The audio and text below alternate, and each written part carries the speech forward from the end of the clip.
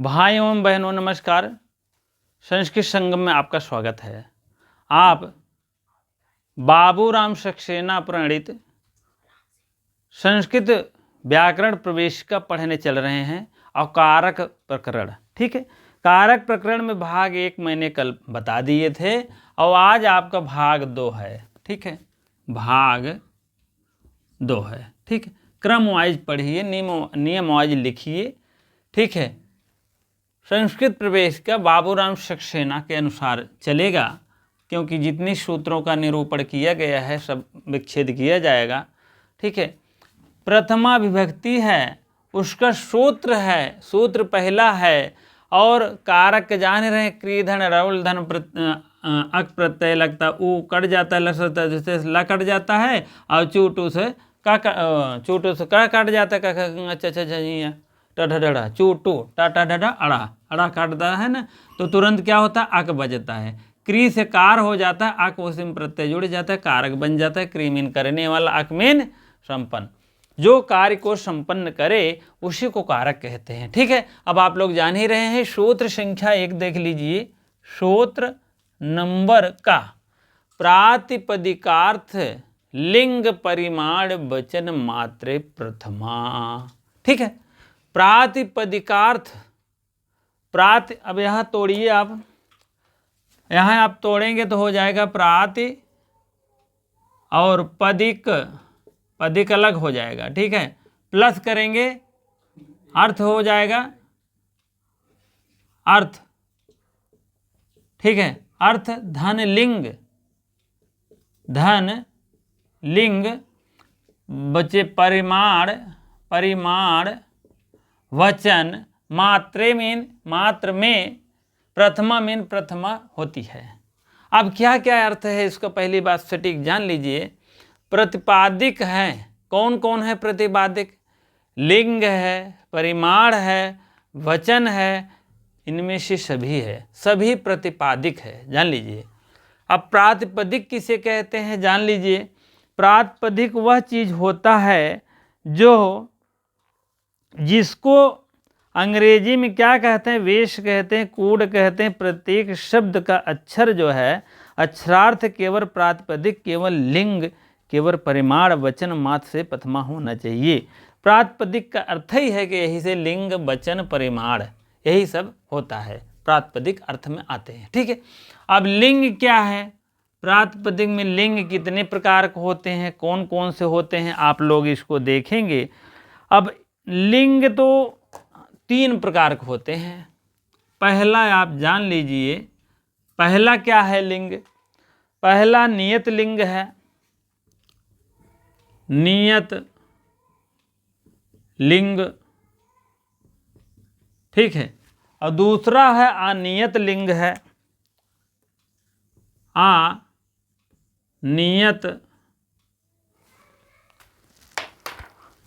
अनियत लिंग, ठीक है। अनियत लिंग हो गया, ठीक है। और उसके बाद अलिंग हो गया। ये 3 प्रकार के होते हैं। अलिंग, ये है आपके लिंग का भेद है, ठीक है। पहला भेद है, 1 भेद, 2 भेद, 3 भेद। अब नियत लिंग क्या है? नियत लिंग में जान ही रहे हैं, उदाहरण देख लीजिए। श्री कृष्ण का ऊंचा नीचा ज्ञान, श्री कृष्ण का ऊंचा नीचा ज्ञान, इसमें सब आ रहा है आपका, इसमें सब आएगा, देख लेना। और नियत कौन है? नियत कौन है? अब श्री कृष्ण जो होता है और ज्ञान तो नपुंसक लिंग में होता है, ठीक है। और श्री कृष्ण, श्री और कृष्ण यही मान चलिए आप नियत लिंग में है। ये बदलता नहीं है, जान लीजिए। नियत लिंग मतलब अपने लिंग में रहे, बदले ना वो, नहीं तो कभी नपुंसक लिंग हो जाए, कभी पुल्लिंग हो जाए, कभी कुछ हो जाए, तो अनियत लिंग में वो होता है। नियत लिंग में बिल्कुल बदलता ही नहीं, जान लीजिए। अलिंग क्या है? जो लिंग ना हो, अब अनियत लिंग हम देखेंगे पहले कौन है जो नहीं बदल जाता है। अब इसके 3 भेद होते हैं, ठीक है, तटा और तटी, तटम, तटम, 3 भेद हैं, क्योंकि अनियत लिंग है ये। अनियत लिंग में ये कभी पुल्लिंग रहते हैं भैया, कभी स्त्रीलिंग में हो जाते हैं। स्त्रीलिंग मतलब स्त्रीलिंग में हो जाते हैं, स्त्री वाला रूप धारण कर लेता है, पुल्लिंग हो जाता है, जान लीजिए। और कभी नपुंसक लिंग हो जाता है, नपुंसक लिंग में हो जाते हैं, ठीक है। अब यही तट शब्द है किनारा, यह तटी में गया स्त्रीलिंग हो गया, फिर तटम में गया नपुंसक लिंग हो गया। एक क्या है? अनियत लिंग, कोई नियत नहीं है। कहते हैं भैया कुछ तू जो वन है कौनों में उनाया, मतलब पता नहीं क्या कहते हैं, गिनती नहीं है। कभी बीजेपी ज्वाइनिंग करोगे तो कभी सपा, कभी बसपा, कभी ये सब ज्वाइनिंग करोगे तो आपका कोई ऐसा कोई अस्तित्व नहीं है। तो वही बात यहाँ भी है, कोई कभी तटा हो जाए, कभी तटी हो जाए, कभी तटम हो जाएगा, ठीक है। नियत लिंग क्या है? 2 चीजें हैं भैया, श्री और कृष्ण। ये नियत लिंग में रहेगा, न पुल्लिंग बनेगा, न स्त्रीलिंग बनेगा, न नपुंसक लिंग बनेगा। तीनों चीजें ध्यान देना, इसमें भी, तभी समझ में आएगा। बहुत प्रश्न पूछता है, जान लीजिए। अब दोनों अगर समझ में आ गया हो, इसको तो मैंने वैसे डायरेक्ट लिख दिया था, इसमें बहुत ज़्यादा नहीं है, अभी इसी मतलब है। इधर आप नियत लिंग जान गए हो, अनियत लिंग जान गए हो। नियत में श्री रहेगा, ऐसा तो नहीं स्त्रीलिंग बन जाएगा, श्री सी, ऐसा नहीं। कृष्णा से कृष्णा, कृष्णी, ऐसा तो नहीं बनेगा ना। तो यह अपने नियत लिंग में रहेगा दोनों, ठीक है। अब अनियत क्या है? जिसका नियत ही नहीं सही हो, साफ ही न नियत होए, तो क्या हो कर तो बदल वही करे, जान ले। अनियत मतलब होता है नियत साफ नहीं है, अनियत है, कोई नियम नहीं रहता। वो कभी पुल्लिंग में होता है, कभी स्त्रीलिंग में होता है, कभी नपुंसक लिंग में। इतनी बातें समझ में आ गई होगी भाइयों बहनों। और उसके बाद आलिंग क्या है आप देख लीजिए। आलिंग मीन होता है जो लिंग ना हो। जैसे मैंने लिखा था ऊंचा और नीचा, ये क्या है? ये जो है दोनों चीजें जो है अलिंग है, कोई लिंग में नहीं है, न स्त्रीलिंग में है, न पुल्लिंग में है, न नपुंसक लिंग में, न नियत लिंग में, कोई लिंग नहीं है। इसको और भी कहते हैं, जैसे कोई अथवा नहीं होता है, उसी टाइप में भी है, ठीक है। यह नियत लिंग में अलिंग होते हैं। अब परिमाण क्या है? इतनी बात समझ में आ गया होगा लिंग के विषय में। अलिंग कौन है? प्रश्न आएगा। ऊंचा नीचा, तटा तटी तटम कौन है? तो कहेंगे भैया लिंग यही है, मार दो, ठीक है। अलिंग होते हैं, अनियत लिंग हैं, अनियत लिंग हैं।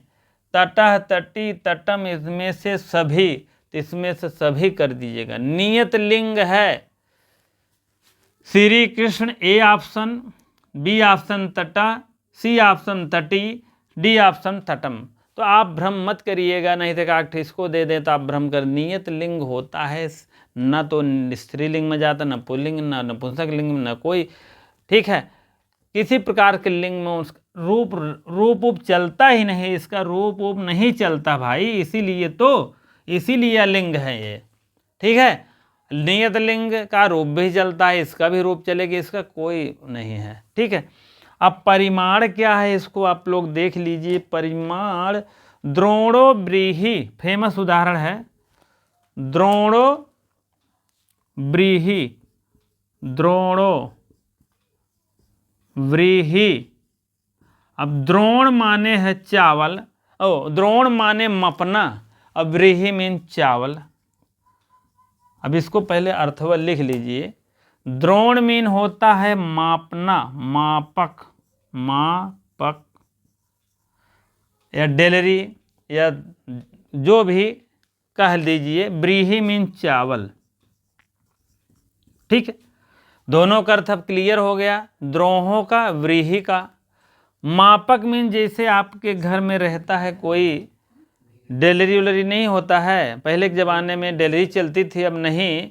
अब आप उसको तसली उसली रख दीजिए, जान लीजिए। और चावल मीन जानते हैं, चावल।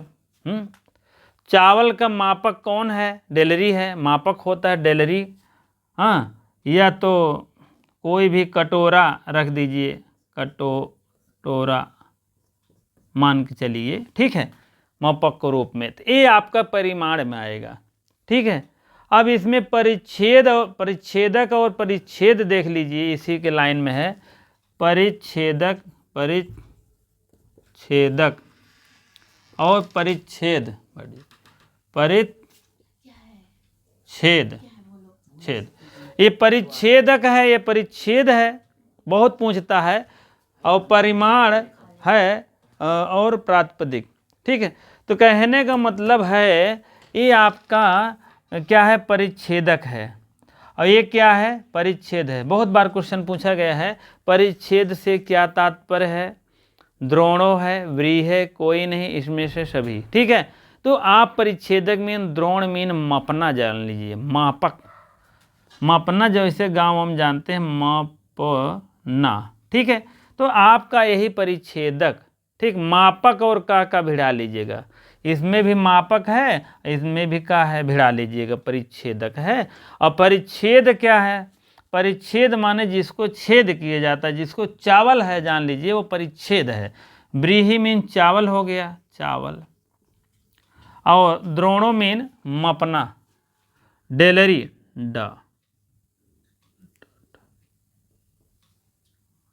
डा से डेलरी, डेलरी जान लीजिए।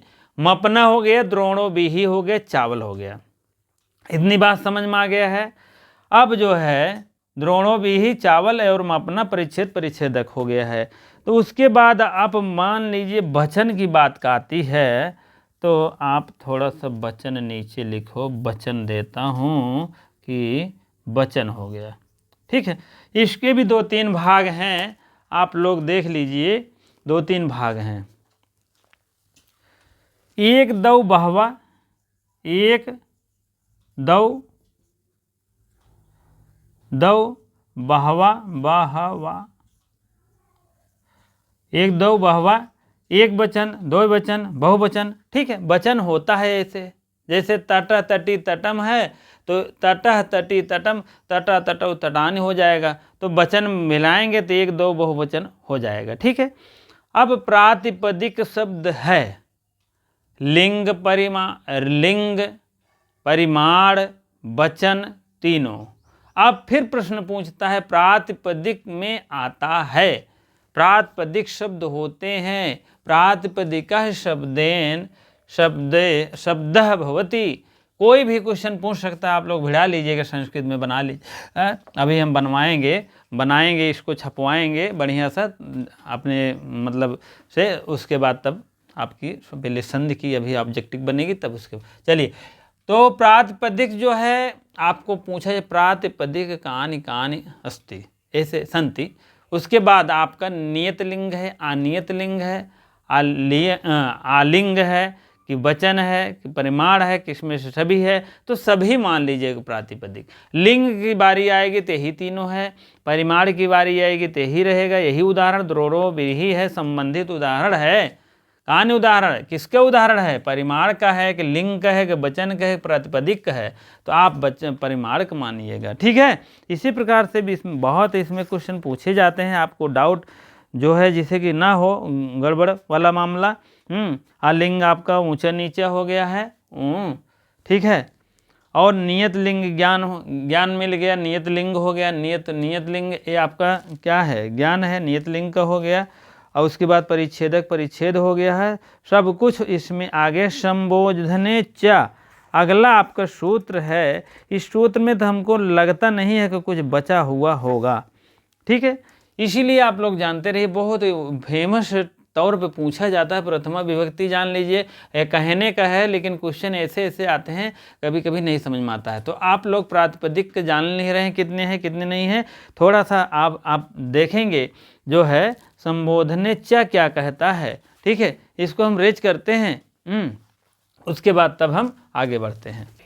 हाँ, थोड़ा सा संबोधन च देख लीजिए। च मीन और, संबोधन मीन संबोधन में हो जाएगा, सप्तमी एक वचन है इसमें।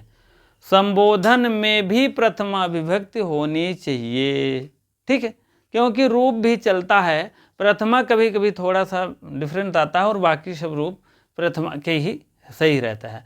प्रथमा विभक्ति का उपयोग संबोधन में भी होता है, जैसे हे बालकः, इसका अर्थ है हे बालकों, हे कन्याः, हे कन्याओं, हे बालकाः, हे बालकों, ठीक है। इस टाइप है। आगे थोड़ा सा हम चर्चा करेंगे, अभी तो इसका वाच्य परिवर्तन पढ़ाएंगे तब इसको बढ़िया ढंग बताएंगे, लेकिन थोड़ा सा हल्का बताएंगे बस, ज़्यादा नहीं, ठीक है। कर्तवाच्य, कर्मवाच्य, भाववाच्य। कर्तवाच्य कर्मवाच्य दो ये है इसमें, लेकिन भाववाच्य अपनी तरफ से हमने जोड़ा है। कर्तवाच्य में कर्ता का प्रधानता होती है, कर्मवाच्य में कर्म का प्रधानता होती है, और भाववाच्य में भाव की प्रधानता होती है, ठीक है। अब एक कर्ता है, एक कर्म है, एक कर्तवाच्य है, एक कर्मवाच्य है, भाववाच्य है, ठीक है। एक कर्ता है, एक कर्म है। कर्ता मीन जो करने वाला, जो कर्म मीन जो किया जाता है, जो करता है वो कर्ता होता है। जैसे राम बाजार जाता है, तो राम क्या है, करता है, बाजार जाना उसका कर्म है, ठीक, कर्म है, क्रिया है, जाना क्रिया है, ठीक है। तो कर्म क्या है, बाजार जाना। तो इसी प्रकार से बालकः गच्छति और कन्या फलम अश्नुते, ठीक है। हरिः सेव्यते पिता पुत्रः ताड़यति, ये सब तृतीया विभक्ति एक वचन में हो गया है, ठीक है। इसको 12, 31, 31 याद कर लीजिएगा, इसी में आपको सब क्लियर हो जाएगा। अब इसको कैसे याद करना है, अभी प्रथमा एक वचन में रहेगा, मान लीजिए, तो ये आपका जो है, जैसे प्रथमा एक वचन में है और ये बालकः पुस्तकम पठत हो जाएगा, पुस्तकम हो जाएगा, तो क्या हो जाएगा, द्वितीय एक वचन है, गच्छन्ति हो जाएगा, ठीक है। कन्या फलम है तो फलम द्वितीय एक वचन है, ठीक है। इसी प्रकार से आप लोग जानिए, ठीक है, द्वितीय एक वचन है फलम। तो यही जो है अभी कर्तवाच्य में करेंगे, कर्मवाच्य तो तुरंत इसको जो है प्रथमम चली जाएगी और कर्ता जो रहेगा तृतीय में चली जाएगी। अब ये पहला है एक वचन में है तो इसको तुरंत तृतीय में चली जाती है, ठीक है। हरिड़ा हो जाएगा, हरिड़ा सेव्यते हो जाएगा, ठीक है। इसी प्रकार से आप लोग जानिएगा, इसको बाद में बताएंगे। 12, 31, 31 एक कर्ता कर्म एक वचन रहता तो कर्म जो है तृतीय एक वचन में हो जाती है। इसका कर्म एक वचन में रहेगा, द्वितीय एक वचन में, तो इसको द्वितीय जो है एक वचन, दो वचन में रहेगा तो हो जाएगा एक वचन में, ठीक है, कहने का मतलब, ठीक है। और इसका जो कर्म नहीं रहता तो भाव में चला जाता है। कर्तवाच्य से कर्मवाच्य, कर्तवाच्य से भाववाच्य में होता है, ठीक है। इसी प्रकार से भाववाच्य में बालक हंसत, बालक हंसता है, ठीक है। और उसके बाद अब अगली कड़ी में हम फिर मिलेंगे, और उसके बाद तब तक लिए धन्यवाद। अब वीडियो अच्छी लगती हो तो लाइक शेयर कमेंट अवश्य करिए, धन्यवाद।